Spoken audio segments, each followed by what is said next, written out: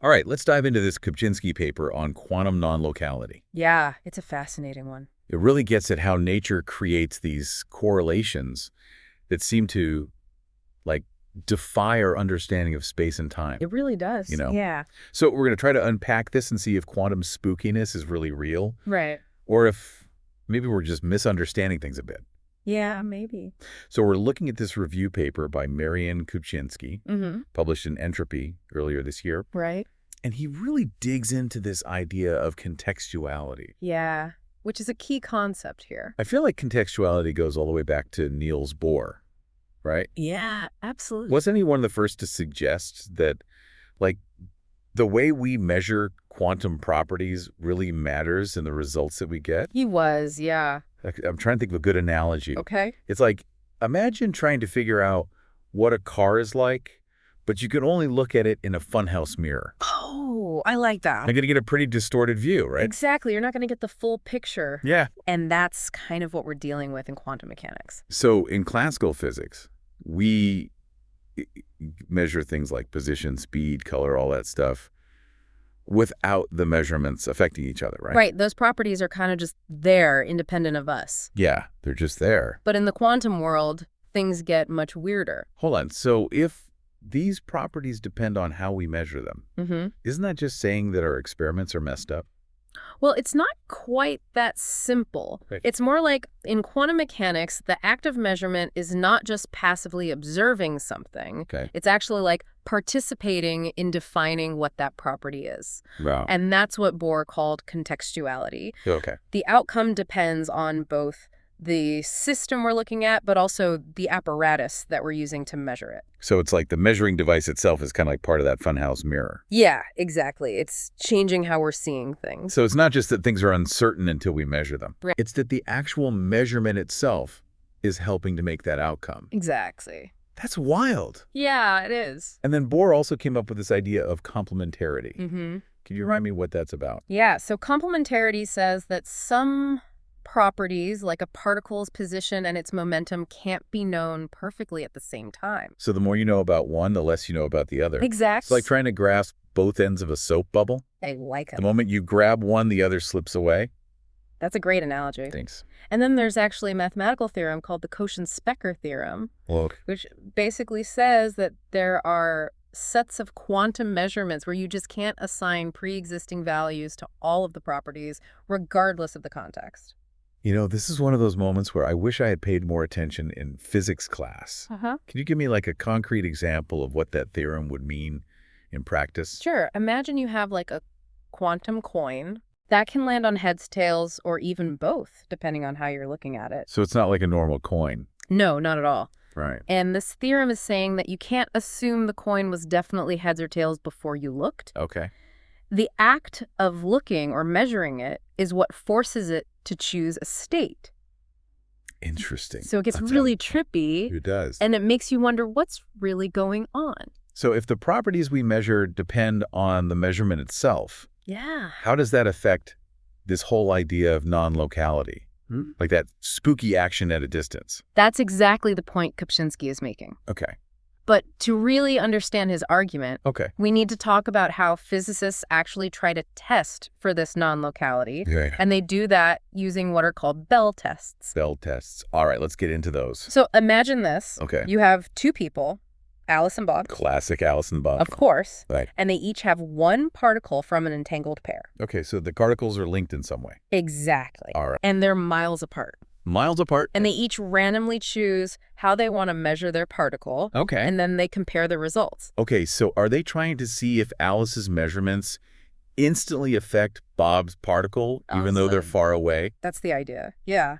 And they do this a bunch of times with different random choices to make sure there's no other explanation, right? Right. They want to rule out any kind of hidden communication or pre-programmed outcomes. Got it. And then the way they analyze these Bell test results is using what are called probabilistic couplings. Probabilistic couplings. Yeah. It sounds complicated, but basically it's just different ways to think about how those outcomes were actually generated.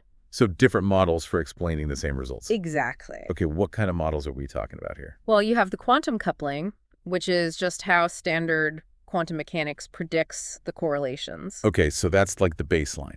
Right. Oh. Then there are local realistic couplings, where the outcomes are like predetermined by some hidden variable at the source. So like the results were set in stone from the start. Right. No spooky action, just pre-programmed outcomes. Okay. And finally, there are local stochastic couplings, which are a bit more flexible. Okay. Here, the hidden variables don't determine the actual outcomes, but they determine the probability of getting certain outcomes. So instead of sending preset outcomes, you're sending like loaded dice. Yeah, that's a good way to think about it. Okay, I'm following so far.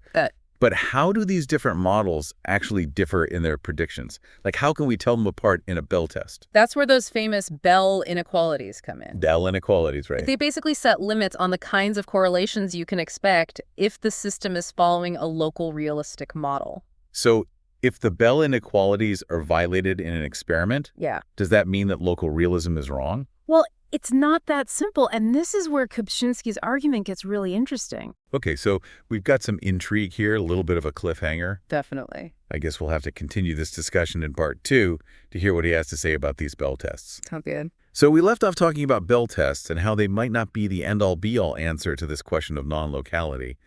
What's Kupczynski's critique?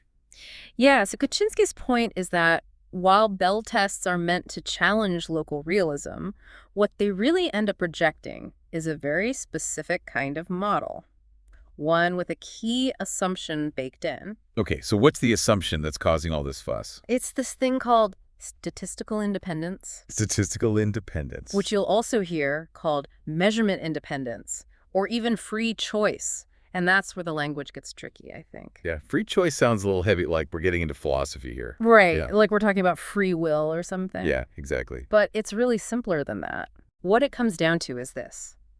Are the hidden variables that are determining those measurement outcomes, are they influenced by the choice of measurement settings in the experiment? So are Alice and Bob truly free to choose how they're measuring their particles?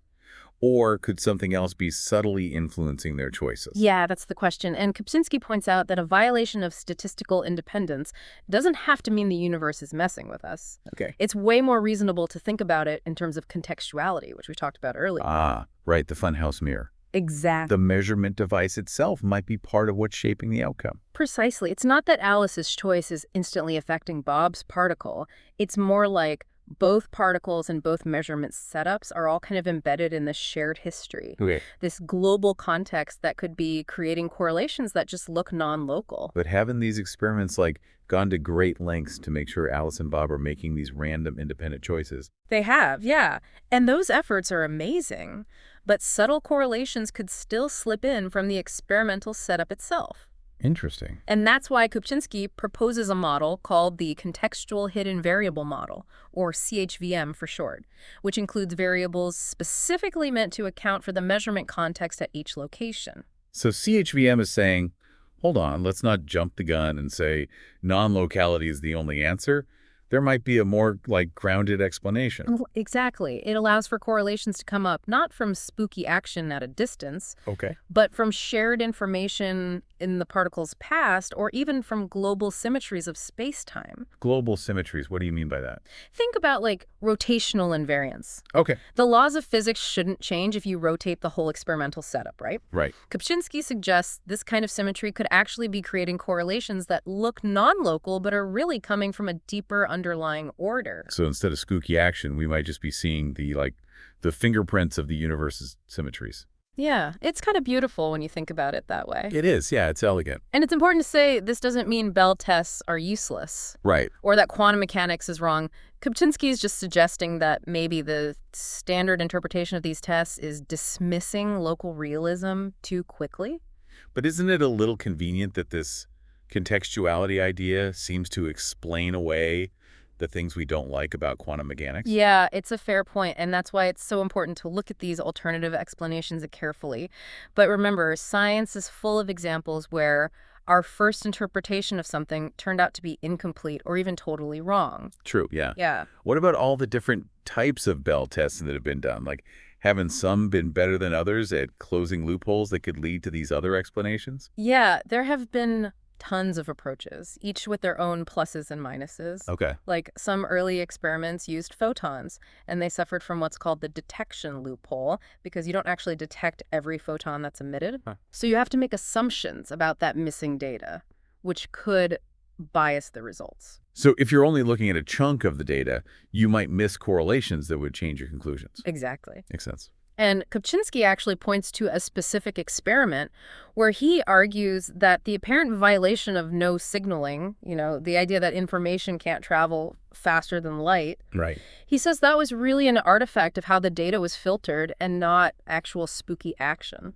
Okay, so some experiments might have problems with how they were set up or analyzed, but what about these more recent loophole-free experiments? Haven't they pretty much addressed those concerns? Yeah, they're incredible feats of experimental design. Yeah. Like experiments in Delft, Munich, Zurich, for example, use some really clever techniques like entanglement transfer or entanglement swapping. Okay. So instead of starting with entangled particles, they create entanglement between these distant systems, Okay. like trapped atoms or superconducting qubits, by entangling them with photons that are then measured together. So they're basically making entanglement on demand over pretty large distances, Yeah, and then directly measuring those systems to avoid the detection loophole. That's wild. it is. But even with these advancements, Kupczynski's point is still relevant. His CHVM could still apply even if those experiments are perfectly executed. Right. The core of his argument isn't about closing loopholes. It's about recognizing that there might be fundamental limits to what these Bell tests can tell us about reality. I'm starting to see why this paper is generating so much discussion. Yeah, It's really pushing us to rethink what we know about the universe for sure. and be more careful about how we interpret these experiments. It is. So we've talked about these mind-bending experiments, these really challenging theoretical models, but what does it all mean? Where does Kupczynski's argument leave us? So big picture, after all this, is quantum spookiness the real deal? Well, Kupczynski really wants us to be careful about saying Bell tests prove anything definitively. He's not saying quantum mechanics is wrong, but he thinks the whole Bell tests rule out local realism thing is maybe too simplistic. Okay, so he thinks there might be other ways to explain these weird correlations they're seeing. Exactly. His CHVM model, the room with those contextual variables and global symmetries, offers a pretty plausible alternative. It lets those correlations happen without needing faster than light communication, without that spooky action. Yeah, I get that part, but haven't these Bell tests been done like a million times and they keep getting more precise? Isn't that a huge pile of evidence saying something strange IS going on? True. Those violations of Bell inequalities are pretty solid experimentally. But what they really tell us is that a specific kind of local hidden variable model, the one relying on that statistical independence thing, doesn't fit what we're seeing. So not local realism itself is being ruled out, just one particular version of it. Right. And Kupczynski's CHVM is like a reminder that there might be other ways to keep some kind of local realism. Imagine a world where influences still can't go faster than light, but where the context of a measurement really, really matters. So maybe we can explain these correlations without totally scrapping our ideas about cause and effect. Yeah, exactly. But it's important to say this is a hot topic in physics right now. There's a lot of debate going on, and Kupczynski's just adding to that. That's what's so cool about science, right? It's all about questioning and figuring things out and being open to different ideas. Absolutely. Even if someone ends up disagreeing with Kupczynski, his work makes us really think about the foundations of quantum mechanics and what we can truly know. He's definitely making us think harder about what these experiments are really telling us. One of the most exciting parts is how this paper shows that looking at things from multiple angles is crucial. Like, maybe what we understand now is just part of the story, and there's this deeper, hidden order we're just starting to see. Well, you've definitely given us a lot to ponder today. I think this is going to stick with me for a while. Me too. It makes you wonder about what reality even is. So, to wrap things up, here's a question to keep in mind. If those non-local correlations, like Kupczynski suggests, can actually come from things like contextuality and symmetries, what does that say about the universe at its most basic level? Are we just barely understanding a connection, some order that's always been there?